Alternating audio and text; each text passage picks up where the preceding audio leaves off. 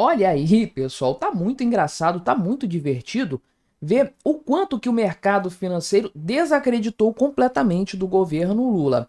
É aquela história, não tem novidade nenhuma nesse governo. A gente já esperava isso desde o princípio. Eu esperava, você esperava também.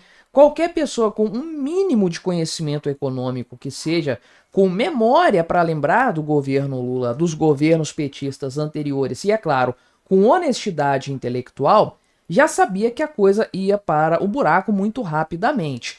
Mas agora o pessoal do mercado financeiro, da mídia especializada, essa turma está acordando para a realidade de que o Brasil, de fato, está indo para um beco sem saída, a vaca está indo para o brejo neste país. E aqui, o Marcos Lisboa, que fez parte do primeiro governo Lula, fez parte do Ministério da Fazenda naquela época, e inclusive foi cotado para ser o ministro da Fazenda do Fernando Haddad, o atual ministro da Fazenda, se ele tivesse vencido as eleições lá em 2018, bem, ele me soltou essa frase aqui.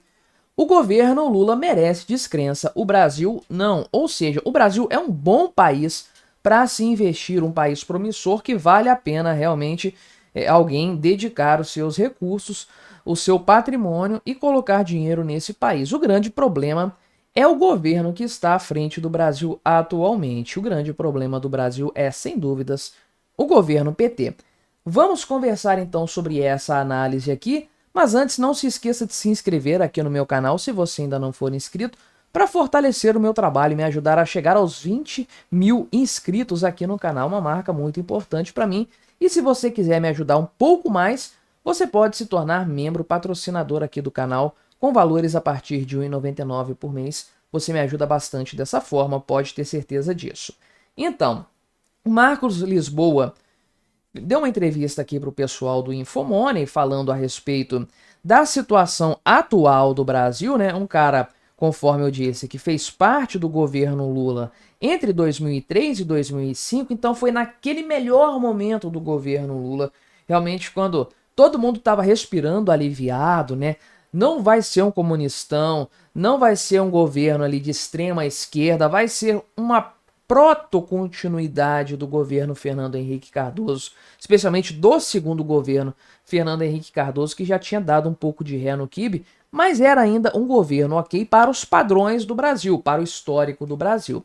Primeiro mandato do Lula, ninguém ficou de cabelo em pé, a não ser com a história do mensalão que apareceu logo de cara, nessa época mais ou menos em que ele saiu do governo. Será que o Lisboa saiu por causa disso? Não sei exatamente, mas conforme eu disse também, ele chegou a ser cotado como possível ministro da Fazenda de um possível governo Haddad, que obviamente nunca aconteceu, é claro, né? Então, na opinião dele aqui, os grandes problemas para o potencial do Brasil se referem a políticas fiscais e tem situações de longo e curto prazo que merecem ser combatidas. O problema é o governo Lula querer combater isso, e ele falou essa frase de fato aqui, né, que o governo merece descrença, o país não, né? Então, o pessoal do Infomoney perguntou para o Lisboa aqui que a respeito de uma afirmação dele, né, de que o investidor estava desistindo do Brasil, e aí perguntou-se o que está fazendo o investidor meter o pé daqui, querer levar o seu suado dinheirinho para outro lugar, né? Então ele fala o seguinte, que os números da economia são muito bons, no curto prazo, né? Não sei se chegam a ser muito bons, mas ele coloca aqui uma análise um pouco maior, uma janela temporal um pouco maior, porque olha só, no último governo, ou seja, o governo Bolsonaro, esse aqui, ao contrário de um Armínio Fraga da vida, por exemplo, tem a decência de falar que o governo anterior fez um ótimo trabalho econômico, e ele diz aqui que desde a pandemia, não é? A economia tem melhorado, então começou a melhorar no governo anterior e continuou melhorando no governo Lula. No aspecto do emprego, do crescimento econômico e etc, né? Só que o problema é a perspectiva de futuro, no caso, uma dívida que só cresce. O Brasil é um país que tem uma dívida em contínuo, crescimento. E aí o que acontece? Os investidores apostaram no Brasil, apostaram no governo, sabe-se lá por qual motivo? Na opinião dele aqui, é porque O mercado acreditou que seria um governo Lula 1 de novo, aquele repeteco lá de trás, né? Um governo comprometido com a sustentabilidade das contas públicas, né? Iria repetir o primeiro governo Lula, juros para baixo, câmbio controlado, e tudo isso obviamente deu errado. A gente se pergunta por que o mercado esperava isso, uma vez que o Lula em momento algum mencionou, deu a entender que teria algum tipo de controle fiscal no seu governo, que promoveria algum tipo de controle fiscal. Muito pelo contrário, o que a gente viu na prática, no discurso do Lula, é o que a gente está vendo hoje no governo dele. Se tem algo que a gente não pode repreender no Lula, é em relação ao que ele prometeu em matéria de destruir a economia. Ele já tinha deixado claro que ia fazer isso, então está só cumprindo a promessa dele. Então, o Marcos Lisboa aqui falou que no primeiro ano de mandato a vaca já tinha ido para o brejo, porque o câmbio começou a subir, a curva de juros começou a subir e os investidores começaram a perder dinheiro aqui no Brasil por causa disso. E desde 2024, principalmente 2024, começaram a meter o pé daqui, né? Tudo bem, mas o que é preciso então para criar as condições ou restabelecer as condições para que os investidores voltem para o Brasil? Porque, na verdade, é algo que eu sempre falo, o caminho mais rápido para um país emergente se desenvolver é atraindo capital estrangeiro, é atraindo dinheiro de fora para que esse dinheiro aumente a quantidade de capital disponível na economia, aumentando a produtividade, aumentando a riqueza geral de todos nesse processo. Mas aí o Lisboa diz que o Brasil tem problemas de longo e curto prazo. O de curto prazo é, de fato, a questão fiscal.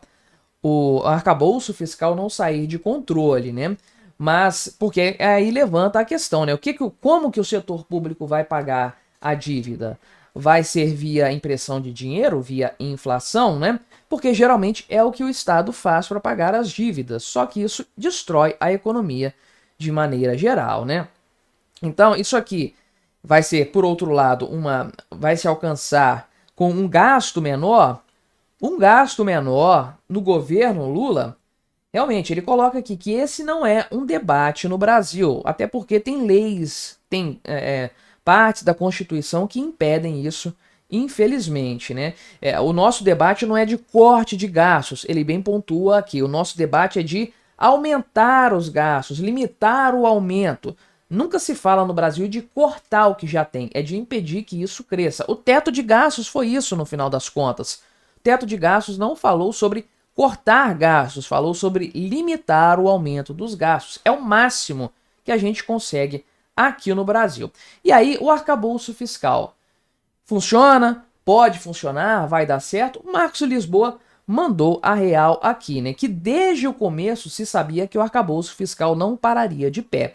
Eu não vi muita gente falando isso não, tá, o Marcos Lisboa? Eu falei isso sim aqui no canal desde o princípio e muita gente do meio libertário aqui, dos produtores de conteúdo, também falaram isso. Agora, Faria Lima, pessoal da área econômica, não vi muita gente falando mal não, até comemoraram isso. Só que, né, o Marcos Lisboa disse que quando saiu o PowerPoint do arcabouço fiscal, ou seja, da apresentação do negócio, né, eles olharam, fizeram as contas e chegaram à conclusão de que isso não para de pé, né? E aí depois veio um ruído aí e tudo mais, né? Mas era o ruído acontecendo de um problema, um eco de um problema que já tinha acontecido antes aí de forma geral, né? E ele coloca um ponto que eu sempre trago aqui também, que é a PEC da transição. Parece que os investidores desprezaram os efeitos dessa PEC de transição, uma série de problemas que ela trouxe aqui, inclusive, né, que deram uma brecha para o Lula gastar uma quantidade absurda de dinheiro sem qualquer tipo de contrapartida, sem qualquer tipo de compromisso. E aí o pessoal, né, amigos aqui do Marcos Lisboa, falaram, não, o governo vai dar um jeito nisso aí. Caramba, o otimismo no nível pueril. É impressionante, de fato, essa história, né? Então, o arcabouço fiscal aqui, a questão do curto prazo, tá evidente, não tem futuro, o Brasil realmente não vai resolver esse problema do curto prazo, né? E o longo prazo, qual que é a questão de longo prazo aqui que o Marcos Lisboa traz, né? é a volatilidade do Brasil. O Brasil não é um país confiável, no final das contas, em matéria de estabilidade econômica, né? Então, o Brasil teve 26 anos de crescimento bom, 3% ao ano, mais ou menos, e 14 anos de recessão. Então, basicamente, nós temos mais do que, né? A proporção é mais do que isso. Para cada 2 anos de crescimento, temos 1 ano de recessão. Fica difícil a coisa nesse sentido, sendo que o crescimento brasileiro não é espetacular, né? Não é um padrão chinês, como ele coloca aqui, mas a recessão no Brasil é maior do que a média quando acontece. Então, o Brasil é um país que sobe pouco e desce muito. Aí a coisa realmente nunca acontece, né? Então ele cita aqui algumas questões ainda, fala a respeito da renda, da tributação e etc. Mas o principal ponto, o ponto crucial é esse aqui: não há futuro econômico para o Brasil enquanto tivermos o governo Lula. O pessoal que fica falando aí que o governo tem que sangrar até as eleições e etc., parece desconhecer o estrago que isso vai causar no longo prazo para o Brasil. A cada dia que o Lula fica no poder, a cada dia que esse governo terrível permanece no poder, pior se torna o Brasil e piores são as chances de um dia o Brasil ser um país decente do ponto de vista econômico. O quanto antes o governo Lula acabar, melhor para todos. 2 anos de governo já foram uma tragédia enorme para nós e até o mercado financeiro, até gente que trabalhou no governo Lula precisa assumir isso. Não dá para tapar o sol com a peneira, não dá para varrer a sujeira para debaixo do tapete, né? Se você quiser ver outro vídeo em que eu faço uma análise da questão fiscal no Brasil, vou deixar esta recomendação aqui para você continuar assistindo no meu canal. Não se esqueça de se inscrever se você ainda não for inscrito e até a próxima.